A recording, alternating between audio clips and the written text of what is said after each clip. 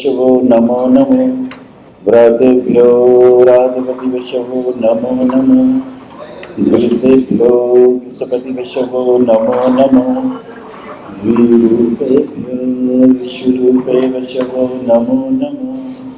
ओम गं गणपतिये नमः। सभागार में उपस्थित सभी दिव्य विभूतियों को, उनके तप को, उनके अध्ययन को, उनके मनन को, उनकी श्रवण क्षमता को साधुवाद देता हुआ मंच पर बैठे हुए सभी सम्मानित व्यक्तियों को, विशेष रूप से डॉक्टर एच.एस. रावत जी, अनिल मित्रा जी, शैलेंद्र पांडे जी की तो अपनी ही गरिमा है, क्या भाव प्रवाह है। अश्विनी गौतम जी, आपका नाम? शेफाली जी, शेफाली गर्ग जी, शास्त्री जी, और प्रभु आपका उपाध्याय, और जिनका नाम मैंने नहीं लिया, मानवेंद्र जी। मानवेंद्र जी को तो आपने टीवी पे बहुत सुना है। ये युवा वर्ग के, उनको प्रोत्साहित करने वाले, उनके भीतर एक नई स्फूर्ति देने वाले, ऐसे ऐसे नक्षत्र हमारे पास हैं। इन सब के तब को नमन करता हुआ, और विशेष रूप से त्रिलोक झा जी को, अरुण बंसुल जी को, उनकी पूरी टीम को साधुवाद देता हूं कि इतना सुंदर प्रोग्राम का आयोजन किया है। दर्शन भी सुंदर है, रूप भी सुंदर है, और ज्ञान भी अद्भुत है। इन सब की त्रिवेणी को नमन करता हुआ मैं अपनी वाणी को एक उस आध्यात्मिक स्वरूप की ओर ले चलता हूं। रावत जी ने अभी कुछ योगों की चर्चा की।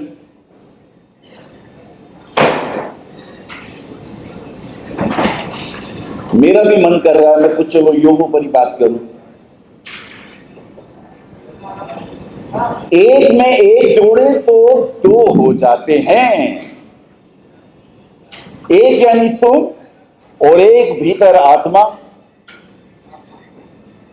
आत्मा का परमात्मा से मिलन हो तो दिव्य योग हो जाता है। शरीर के साथ उत्तम स्वास्थ्य हो तो स्वास्थ्य योग हो जाता है। ये मन अगर भक्ति की ओर प्रवाहित होने लगे तो भक्ति का योग हो जाता है। और यदि मन वचन कर्म से हम अपने उद्देश्य के प्रति जागृत हों तो संकल्प योग हो जाता है। ज्योतिष में पराशर ऋषि कहते हैं, केंद्र और त्रिकोण के स्वामियों का योग हो तो राजयोग हो जाता है। राजयोग तो बहुत प्रकार के हैं, और कौन कौन से योगों का क्या क्या ऐश्वर्य है। पराशर ऋषि कहते हैं, केंद्र में लगन से बलवान चतुर, चतुर से बलवान सप्तम, और सप्तम से बलवान दशम होता है। तो दशम, केंद्र में दशम सिरमौर है, हिमालय है। त्रिकोण में पंचम, और पंचम से पंचम नवम, नवम भाव, वो भी अद्भुत ऐश्वर्य है। तो केंद्र में दशम और त्रिकोण में नवम, ये दो शीर्ष स्थल हैं। ऐसा समझे जैसे दो सहस्त्रसार, मूलाधार से सहस्त्रसार की अगर यात्रा हो तो केंद्र में दशम और त्रिकोण में नवम, इनको लक्ष्मी विष्णु योग भी कहा जाता है। अब जब योगों की चर्चा हो तो एक बात का हमेशा ध्यान रखें, ये योग का बल तभी मिलता है यदि लग्नेश बलवान हो, क्योंकि लग्नेश केंद्र का भी प्रारंभ है और त्रिकोण का भी प्रारंभ है। लगन यानी शरीर, लगन यानी तुम, लगन यानी तुम्हारा स्वभाव, लगन यानी तुम्हारी आयु, लगन यानी यश कीर्ति, लगन यानी धर्म अर्थ का मोक्ष में धर्म का प्रथम पड़ाव। यात्रा कितनी ही लंबी हो, शुरुआत तो प्रथम कदम से ही होती है, और यदि प्रथम कदम सही हो जाए तो मुक्ति के मार्ग की ओर जाना फिर इसे कौन रोक सकता है। ऐसे ही त्रिकभाव में भी छठे से बलवान आठवां, आठवें से बलवान बारहवां, ये सब श्रेष्ठ हैं। ऐसे ही उपचय भावों में, त्रिखड़ाय भावों में तीसरे से बलवान छठा, छठे से बलवान दसवां, दसवें से बलवान 11वां। ये सूत्र है राजयोग का। अब जैसे पंचम और चतुर्थ का राजयोग हो तो इसे राजयोग कहते हैं, क्योंकि चतुर्थ भाव जनता का है और पंचम भाव जनता का प्यार, जनता का धन, जनता का विश्वास। और ये तो लोकतंत्र है ना। लोकतंत्र में अगर जनता तुम पर विश्वास करे, लोकतंत्र में अगर जनता तुम्हारे कथन और चरित्र के अंदर तुम्हें श्रेष्ठ पाए, आचार्य तो कहते ही उसे हैं जिसके आचरण में शुद्धता हो, जिसके आचरण में श्रेष्ठता हो। ऋग्वेद कहता है आचरण यदि शुद्ध हो तो सत्व की शुद्धि हो जाती है। आचार शुद्ध हो, आचरण शुद्ध हो तो सत्व शुद्धि, तो सत्व की प्राप्ति होती है। चतुर्थ भाव तुम्हारे मन का, तुम मन से कैसा सोचते हो, तुम्हारे चतुर्थ भाव पे कौन से ग्रहों के प्रभाव हैं, शुभ ग्रहों के प्रभाव हैं, तो तुम्हारा मन शुभत्व की ओर चलता है। पंचम भाव संकल्पों का, पंचम भाव पूर्व जन्मों के कर्मों का है। तो चतुर्थ और पंचम का मिलन केंद्र और लक्ष्मी का योग, इसलिए दिव्य योग बनता है कि जनता में लोकप्रिय होके आते हैं।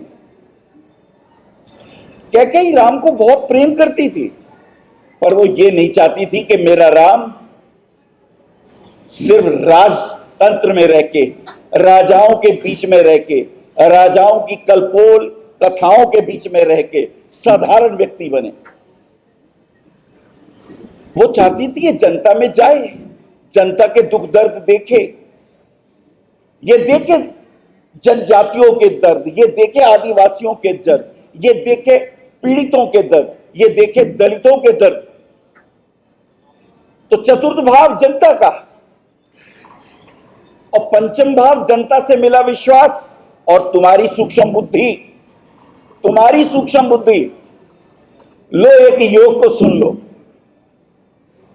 अक्सर हम दूसरों से प्रभावित होते हैं। इफ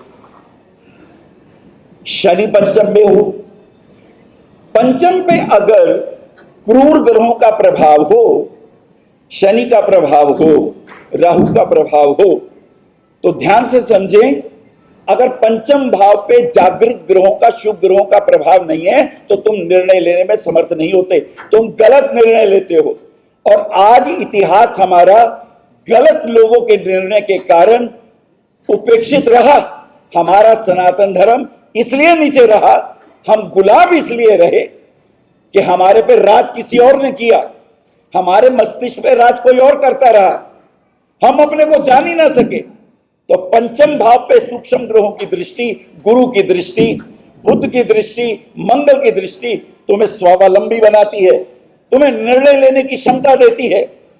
बेशक तुम्हें 10 लोग गलत भटकाएं, लेकिन निर्णय तो तुम ही लोगे।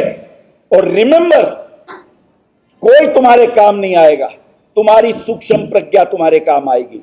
तो चतुर्थ और पंचम पर शुभ प्रभाव हो, यह पहला राजयोग। पराशर ऋषि कहते हैं तुम निर्णय सही ले सकते हो। चूक गए भीष्म पितामह, नहीं समझा सके दुर्योधन को, सोचो उसका पिता कितना नपुंसक और अशक्त रहा होगा, वो अपने पुत्र को आदेश नहीं दे सका। द्रोणाचार्य नहीं कह सके तू गलत है, भीष्म पितामह नहीं कह सके तू गलत है, उसे रोक देते, महाभारत नहीं होता। हम बहुत प्यारे प्यारे योद्धाओं को खो चुके हैं। पंचम भाव, अगर तुम्हारा गुरु, अगर तुम्हारा पिता, अगर तुम्हारा संरक्षक पंचम भाव में नपुंसक है तो वो सही निर्णय नहीं ले सकता। तुम्हारा राजा, तुम्हारा प्रधानमंत्री, तुम्हारा न्यायाधीश, उसका पंचम भाव जागृत होना चाहिए, उस पर गुरु की दृष्टि हो। पंचम भाव की डिग्री 0 से 6 और 24 से 30 नहीं होनी चाहिए, वो युवा होना चाहिए, उस पर शुक्रों का प्रभाव होना चाहिए। अगर ये पहला पड़ाव पार कर लिया तो हम तुम्हें नवम और दशम में ले चलते हैं। ये दूसरा पड़ाव है, नवम और दशम। नवम भाव भाग्य का है। नवम भाव बहुत कीमती है, पूर्व जन्मों से संचित कर्मों के क्या शुभाशुभ लेके आए हो वो नवम भाव बताएगा। और दशम भाव तुम्हारे किए हुए कर्मों की व्याख्या करेगा। तुम इस जन्मों में कैसे कर्म करते हो, तो सुनो एक और सूत्र। अगर दशम भाव पर शुभ ग्रहों की दृष्टि हो तुम्हारे कर्म शुभ होते हैं। दशम भाव पर बृहस्पति की दृष्टि हो तो निर्णय लेते हो, तुम आदेश देते हो, तुम विधि विधान से चलते हो, तुम धर्म की रक्षा करते हो, तुम्हारे हाथ में धर्म ध्वज आता है। ऐसे ही कोई धर्म गुरु नहीं बन जाता। लगन में गुरु होना चाहिए, दशम में गुरु होना चाहिए, और गुरु को जो बल मिलता है वो लगन में मिलता है। बुध और गुरु को तो लगन में ही बल मिलता है। सूर्य और मंगल को दशम भाव में बल मिलता है। दक्षिण दिशा में मंगल और सूर्य बलवान है, और अर्धरात्रि में चंद्रमा और शुक्र का बल बलवान होता है चतुर्थ भाव में, और सप्तम भाव में सिर्फ शनि का बल बलवान है। तो ध्यान से समझें, चतुर्थ और नवम सिद्ध करने के बाद तुम्हें नवम दशम सिद्ध करना पड़ेगा। नवम तुम्हारे पूर्व जन्मों का भाग्य है, और दशम तुम्हारा इस जन्म में किया हुआ कर्म, जिससे तुम्हारा भाग्य छठा भाव बनेगा। और सुनो क्या कह दिया, ध्यान से सुनो। दशम का नवम छठा भाव है। From 10th the 6th house is the 9th from the 10th। तुम्हारे कर्म क्षेत्र का नवम छठा भाव है। अगर छठे भाव पर शुभ ग्रहों का प्रभाव है, छठे भाव तेजस्वी है, तो तुम्हारा वर्तमान जन्म के कर्म श्रेष्ठ हैं, क्योंकि उस कर्म का फल नवम में इकट्ठा हो रहा है। That is very important. और वो जो छठा भाव है, उससे उसका जो चतुर्थ है वो भाग्य है। नवम दशम में योग बड़े कीमती होते हैं, लेकिन इसके कुछ अपवाद भी देखे जाते हैं। अक्सर आप लोग कंफ्यूज होते हैं, लेकिन दशम और नवम की अद्वितीयता सुनते जाओ। दशम भाव में सूर्य बली है, सूर्य वंश दशम भाव में जागृत होता है, चंद्र वंश चतुर्थ भाव में जागृत होता है। नवम और दशम का क्या रहस्य है? अगर लगन से 12वां भाव लगन की हानि है, अगर लगन से 12वां भाव लगन की हानि है, तो नवम से 12वां भाव अष्टम भाव धर्म की हानि है। किसकी हानि है? धर्म की हानि है। और धर्म हानि से क्या होता है? नाश हो जाता है, विनाश हो जाता है। भगवान कृष्ण कहते हैं, जहां धर्म है वहां विजय है, जहां धर्म है वहां जय है, जहां धर्म है वहां महाभारत है। महाभारत पुराण का नाम है जय, जय उदीरेत, उसका नाम जय है, जो धर्म अर्थ काम मोक्ष की सिद्धि प्रदान करता है। तो if the lord of 9th house, देखिए राजयोग, if the lord of 9th house goes to the 10th house, Parashar Rishi कहते हैं यह राजयोग हो गया, भाग्य का स्वामी कर्म में आ गया। तो जो हम कर्म करेंगे उसमें भाग्य हमारा साथ देगा। लेकिन कहते हैं इससे बढ़िया एक और योग है, अगर नवम का स्वामी दशम में हो और दशम का स्वामी नवम में हो, if they are exchanging their houses, this is the greater yog than the first, ये दूसरे से महान है।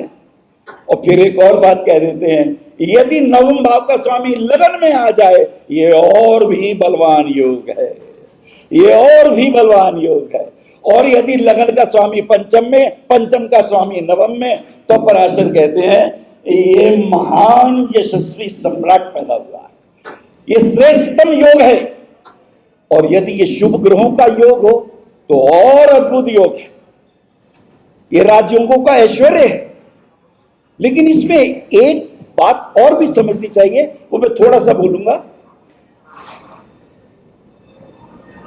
अब मान लीजिए मिथुन लगन हो, तो शनि भाग्य का भी स्वामी है, अष्टम भाव का भी स्वामी है, कंफ्यूजन हो जाता है। शनि का क्या करें, शुभ है कि अशुभ?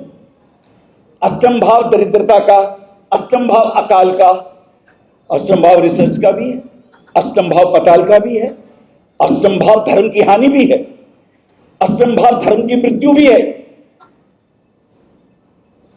तो मिथुन लगन में शनि शुभ है या अशुभ, कैसे निर्णय करेंगे? मेष लगन में शनि दशम का भी स्वामी है, 11वें का भी स्वामी है।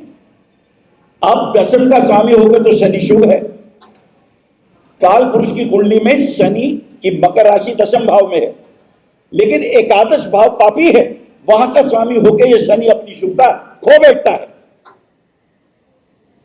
ऐसा ज्योतिष के मर्मज्ञ कहते हैं। लेकिन मेष लगन की कुंडली में एक चमत्कार भी है।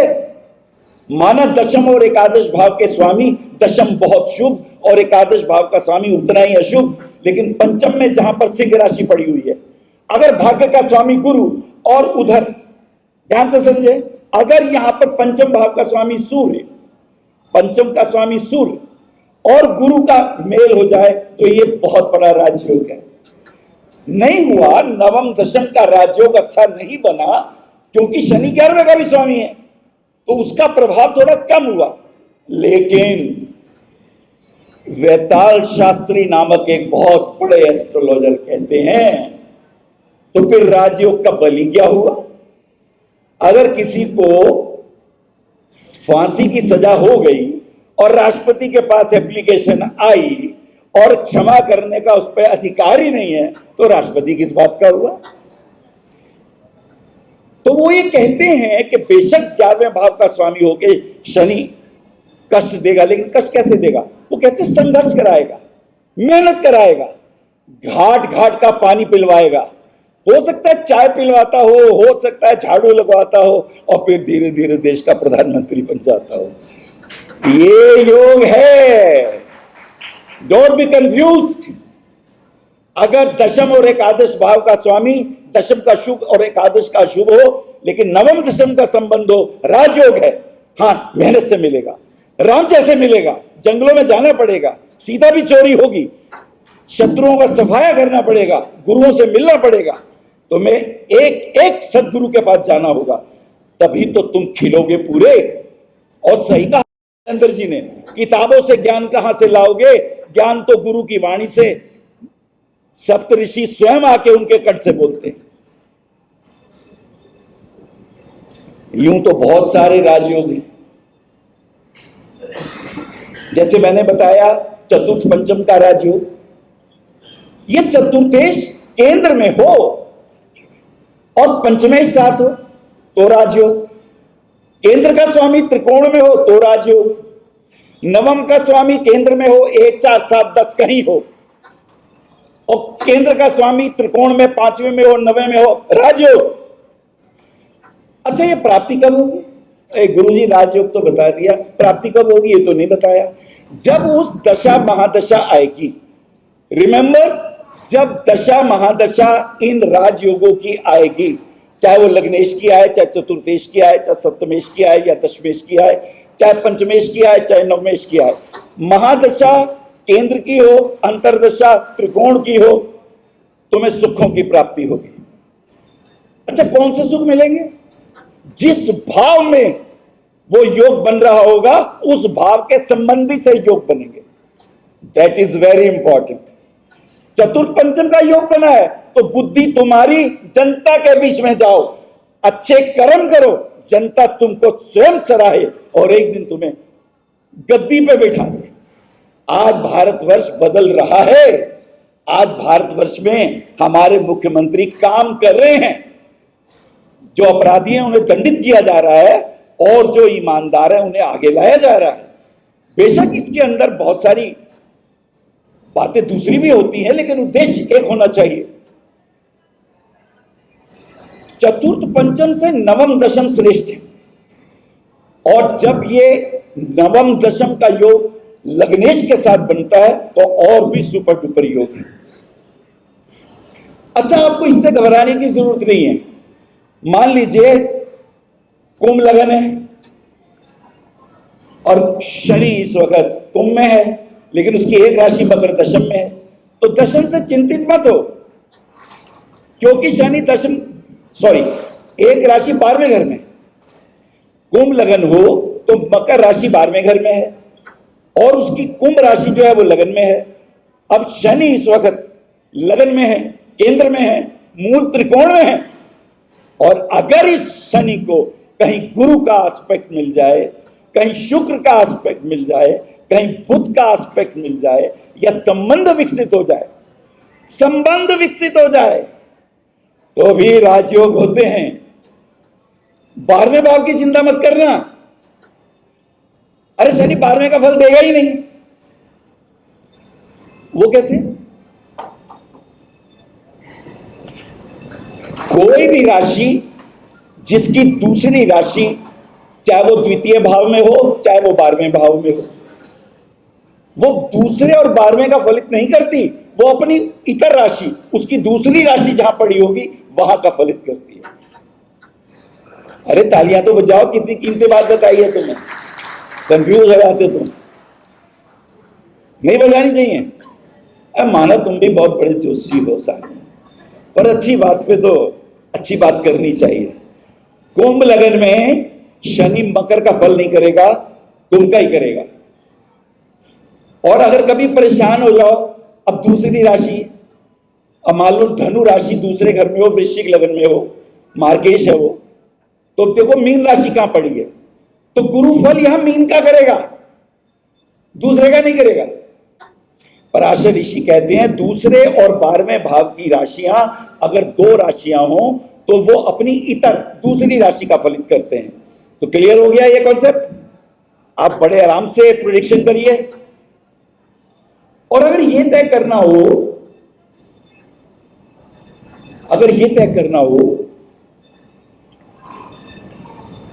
कि तीसरे भाव में धनु राशि है, छठे भाव में मीन राशि है, तुला लगन, और गुरु की दशा आ गई, तो बताओ पहले फलित तीसरे का होगा कि छठे का होगा? बताओ कोई तुम में से। खड़े होइए, खड़े हो जाओ बेटा, तालियां बजाओ इनके लिए। क्यों?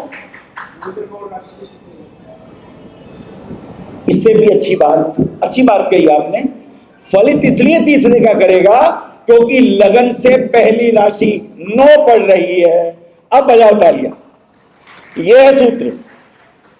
लगन से गिनने पर जो राशि पहले आए पहले उसका फलित, फिर दूसरी राशि का फलित होगा। मेरी बातों को इतने प्रेम से सुना, मैं आपका बहुत बहुत आभार व्यक्त करता हूं और अपनी वाणी को विराम देता हूं। धन्यवाद।